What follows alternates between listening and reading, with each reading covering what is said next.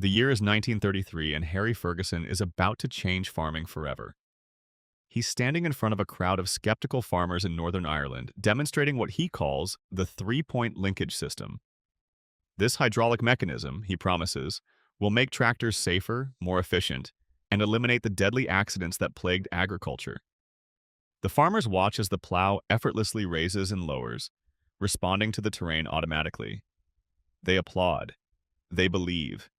They have no idea they're witnessing the birth of a system that will kill more farmers than it will save. Before we dive into how a safety innovation became a death trap, make sure you hit that subscribe button. This channel explores the dark side of progress, the innovations that backfired spectacularly, and the stories that history tried to bury. Now let's talk about how Harry Ferguson accidentally created the most dangerous piece of farm equipment in history. To understand what went wrong, we need to understand what farming looked like before the Ferguson system. In the early 20th century, tractors were becoming more common, but they were essentially motorized horses. They pulled implements behind them using a simple drawbar, just like animals did. This system was primitive but predictable. When a plow hit a rock or caught on a root, the tractor would simply stop or the chain would break. Sure, it was inefficient, and yes, farmers got hurt, but the physics were straightforward. The danger came from obvious sources, rolling over on hills, getting caught in belts, the usual industrial hazards of the era. Harry Ferguson saw all this inefficiency and thought he could do better. Born in County Down, Ireland, Ferguson was a brilliant engineer with an obsessive personality. He'd already made a name for himself in aviation, becoming the first person to build and fly an airplane in Ireland back in 1909. But farming was his true passion, or maybe his true obsession. He watched farmers struggle with their equipment and saw a problem that demanded an elegant solution. The three-point linkage system was genuinely ingenious. Instead of dragging implements behind the tractor, Ferguson's design attached them using 3 points, 2 lower arms and 1 upper link, forming a triangle. Hydraulic rams controlled these points, allowing the operator to raise and lower equipment from the driver's seat. But here's where Ferguson's genius really showed. And he incorporated something called draft control. Sensors detected resistance in the plow. When the plow dug into hard soil or hit an obstacle, the system automatically adjusted the depth or lifted the implement slightly. It was responsive, almost intelligent. On paper, this should have been revolutionary. The system transferred weight from the implement to the tractor's rear wheels, improving traction. It reduced wheel slip, saved fuel, and made plowing more uniform. Ferguson demonstrated that a smaller, lighter tractor with his system could outperform larger, conventional tractors. He wasn't wrong about any of this. The Ferguson system did all these things brilliantly. The first tractors featuring this system hit the market in the late 30s. Ferguson partnered with David Brown in the UK, producing the Ferguson Brown tractor. Later, he struck a famous handshake deal with Henry Ford, leading to the Ford Ferguson in America. Farmers loved them immediately. The tractors were smaller, cheaper, and easier to operate than traditional models. A farmer who couldn't afford a massive John Deere could buy a little gray Ferguson and plow just as effectively. Sales exploded, but within months of widespread adoption, something horrific started happening. Farmers were dying in a very specific, very gruesome way. They called it backflip, or looping, or sometimes just Ferguson flipping. The tractor would rear up backwards, completing a full rotation, and crush the operator underneath. It happened fast, so fast that experienced farmers didn't have time to react. One moment you're plowing a field, the next moment, a ton of metal is tumbling backwards onto your chest. Now, here's what was happening mechanically. Remember that three-point linkage system that attached implements rigidly to the tractor? That rigid connection meant the tractor and implement were essentially one unit. When a plow caught on something immovable, a buried rock, a thick root, a ledge of hard-pan soil, the implement would stop dead. But the tractor's engine was still running, still producing power, still trying to move forward. With nowhere to go forward and the plow anchored behind, the tractor's front end would lift. The rear wheels became a pivot point, and physics took over.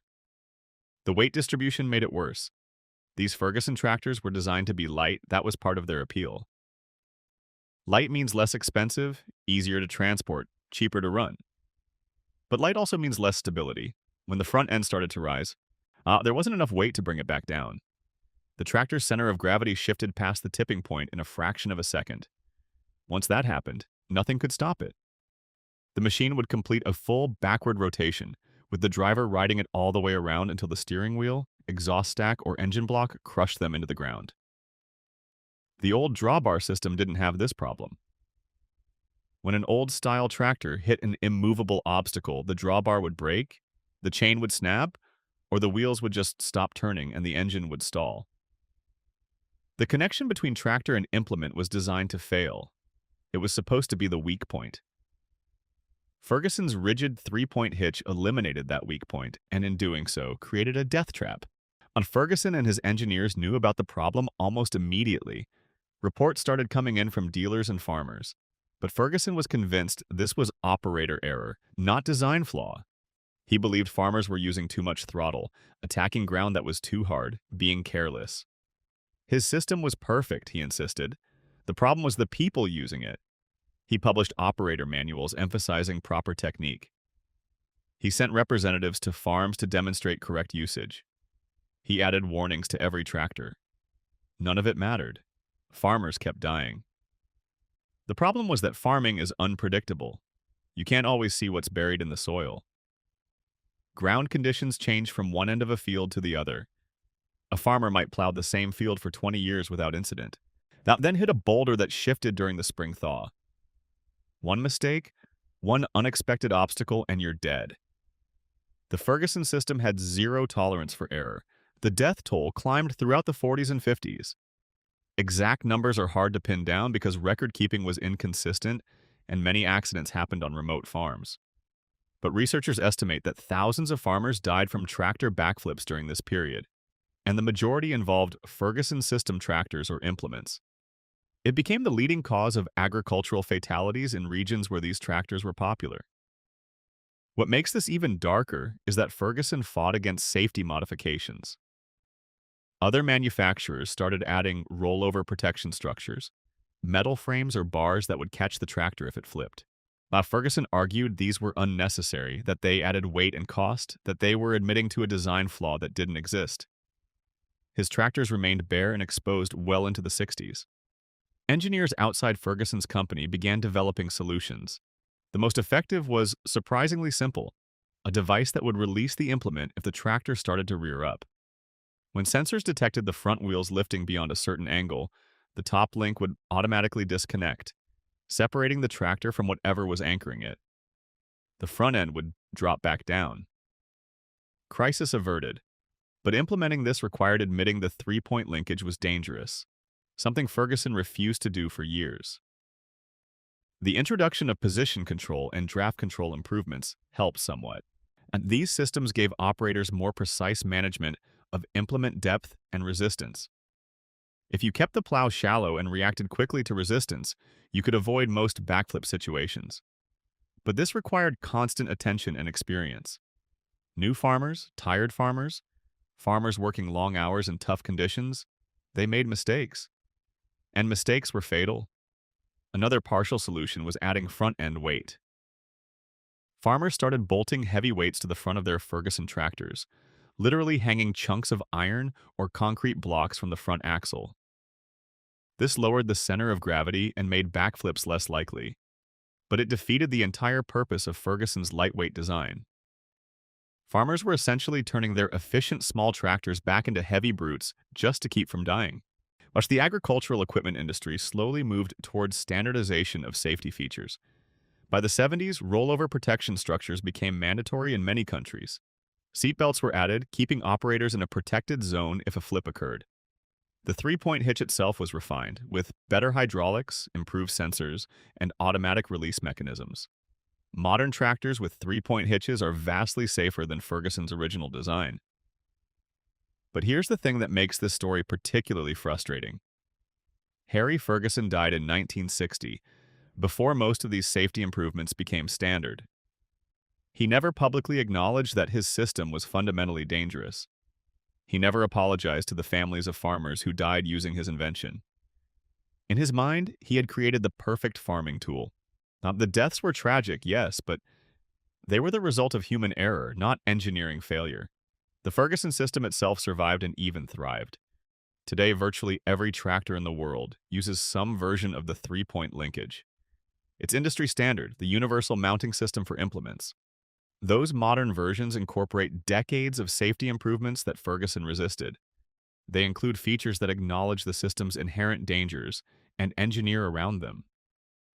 The core concept was brilliant, but it required admitting it could kill you before it could be made safe. Looking back, we can see the pattern that emerges again and again with technological innovation. An inventor creates something genuinely revolutionary. It solves real problems and offers real benefits. Early adopters embrace it enthusiastically. But the innovation has a fatal flaw, something the inventor didn't anticipate or refuse to acknowledge. People die. The inventor blames user error. More people die. Eventually, others step in to fix the flaw, often over the inventor's objections. The technology survives, improved and safer, but the bodies are already buried. The Ferguson system promised to end farming accidents by making tractors more controllable and responsive. In reality, it introduced a new type of accident that was faster, more violent, and more deadly than what came before. The old dangers of farming, being dragged by horses, crushed by falling equipment, caught in belts and gears, those were at least familiar.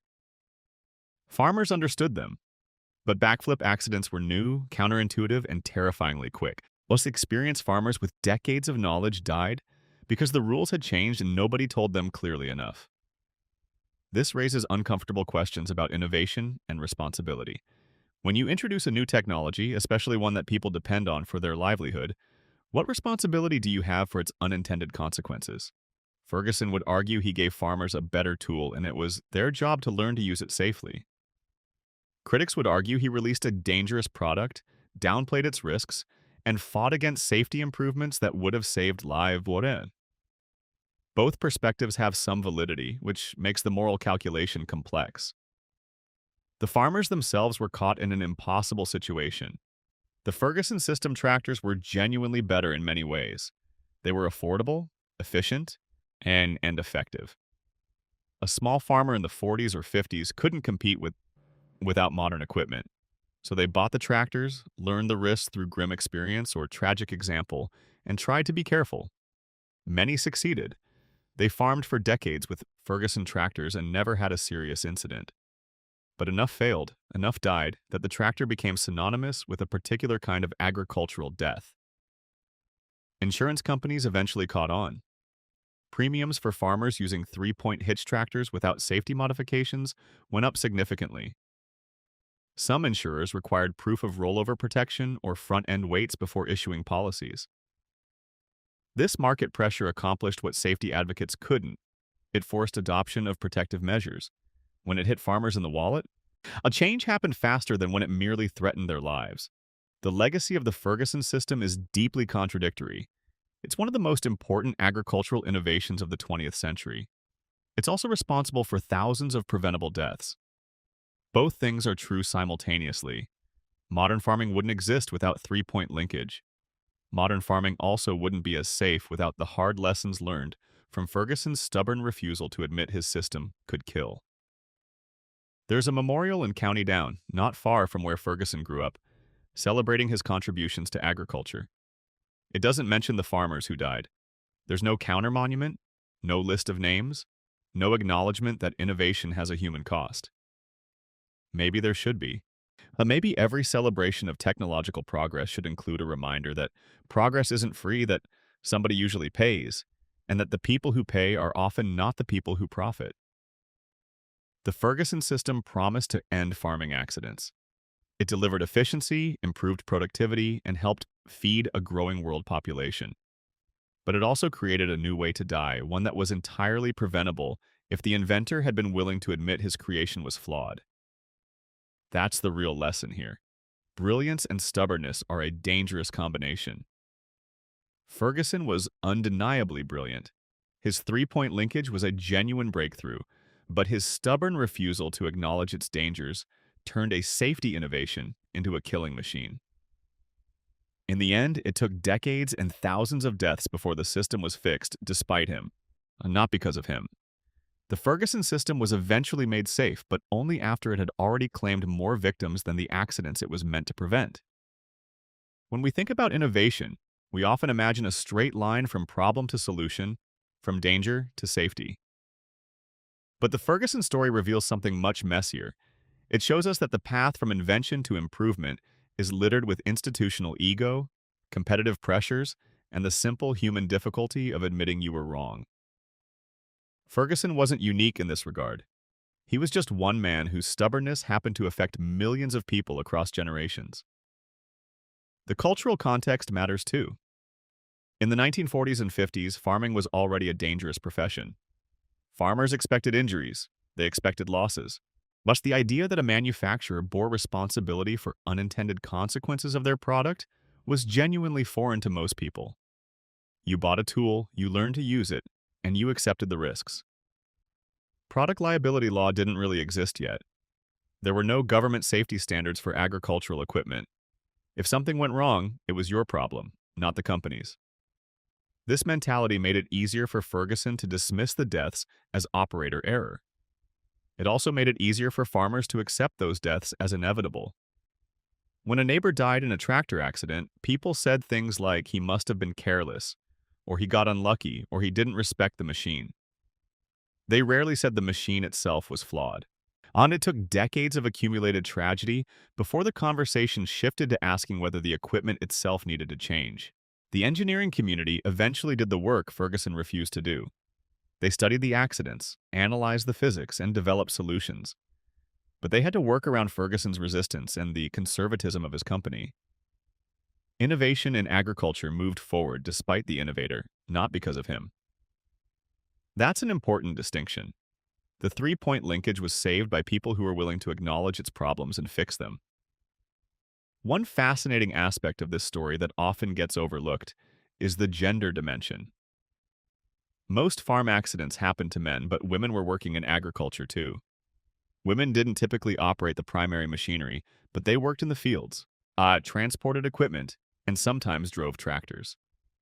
The accidents that killed men could have killed anyone. The design flaw didn't discriminate. It just took the conditions that farmers of any gender could encounter and turned them into death sentences. The social invisibility of women's agricultural work meant their deaths were even less documented and discussed than the men's. There's also the international angle.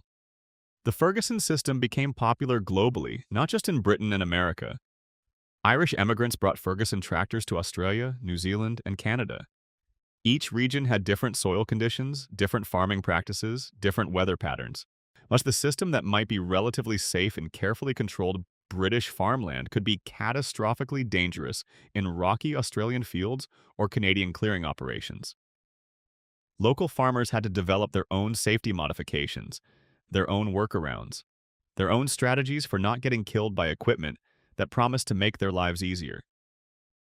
The story of the Ferguson tractor also intersects with broader patterns in industrial agriculture. As farming became more mechanized, more efficient, more focused on output and profit, it also became more hazardous in new and unexpected ways. The old dangers of farming, while real and deadly, were at least comprehensible. Your horse gets spooked and drags you, you understand the danger. And a modern machine does something the designer didn't anticipate because they didn't ask the people actually using it what could go wrong, and suddenly you're dead in a way nobody saw coming. This pattern repeats across industries, from manufacturing to mining to transportation. Innovation creates new risks that are harder to see and harder to prevent. What's particularly poignant is that Ferguson's system actually did solve some of the problems he set out to solve. It did reduce certain types of accidents. It did make farming more efficient. It did allow smaller tractors to do the work of larger ones. The solution worked. It just created a bigger problem in the process. That's a tragically common pattern with technological advancement. You fix one thing and break another. You solve one danger and create a worse one. The overall system might be more efficient, but if the new dangers are less understood and harder to defend against, is progress really progress? The Ferguson case also reveals something about how we memorialize innovation. We celebrate the inventors. We praise the breakthroughs. We marvel at the efficiency gains and the economic impact. We build monuments and name awards after people like Harry Ferguson, but we rarely create equivalent spaces to remember the people harmed by those innovations. There's no Ferguson Death Memorial, no annual remembrance of the farmers lost. That asymmetry in how we tell the story of progress means each generation has to learn the same lessons all over again. Today's technology companies often seem to think they've transcended these problems. They move fast and break things, as the saying goes. Now, they push products out to market quickly, gather feedback from real users, and iterate. This approach has produced remarkable innovations in computing and communication. But it also means the early adopters are testing whether the product works or whether it breaks you. The stakes are different when you're beta testing a social media platform versus testing a tractor system that can flip backward and kill you. Yet the mentality is sometimes the same: release first and fix problems later. The three-point linkage became the industry standard precisely because it was so effective at what it did right. Manufacturers couldn't abandon it. They had to fix it instead. That's actually the best outcome possible for society, even though it took too long and cost too many lives. The alternative would have been to replace it with something else, but there was nothing else that worked as well. So they kept the core innovation and added layer after layer of safety improvements until it was finally safe enough.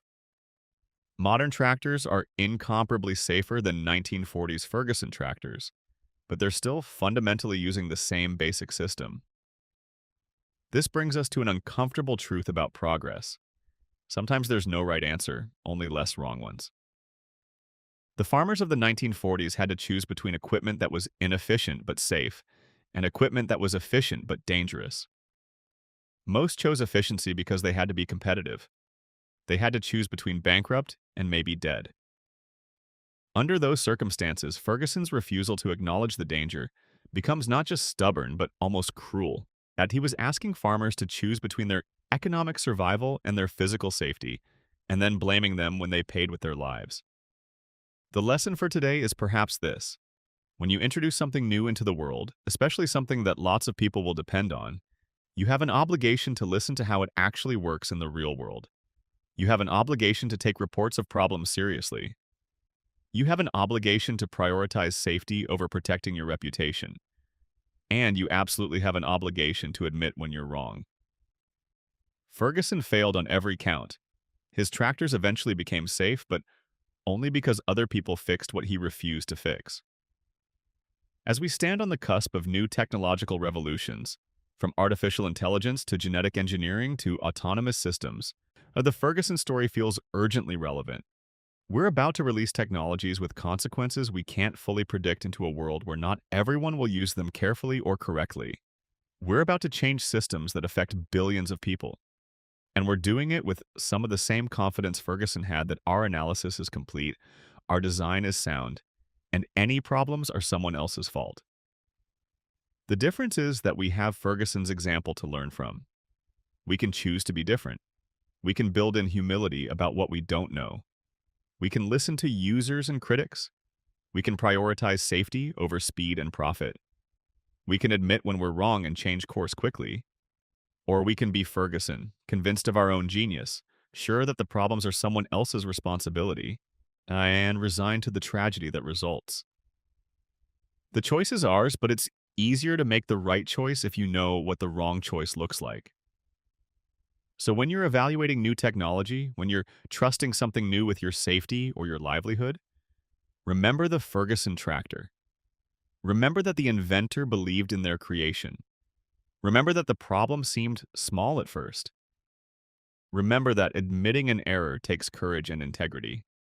And remember that most people don't have the luxury of choosing between safe and unsafe. They have to choose between surviving and not surviving.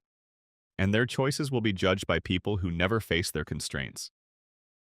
The Ferguson system is still in use today, in modified and much safer form, on millions of tractors around the world. Every time a farmer raises a plow or lowers a harrow with a simple hydraulic lever, they're using Harry Ferguson's invention. The system works beautifully now. It's reliable, responsive, and safe. But it took thousands of deaths and decades of resistance before it got there. That's the real story of the Ferguson tractor. Not a tale of innovation triumphant, but a cautionary narrative about what happens when brilliance meets stubbornness and farmers pay the price. Thank you for spending this time diving into one of history's darkest technological stories with me. If you found this exploration of how innovation can backfire fascinating, please consider subscribing to the channel. We cover these overlooked histories, these dark corners of progress, these stories that got buried because they made someone uncomfortable. Every subscription helps us research and produce more content like this, more stories that deserve to be told, more reminders that progress has a human cost and that cost should never be forgotten. Thanks for watching, and I'll see you in the next one.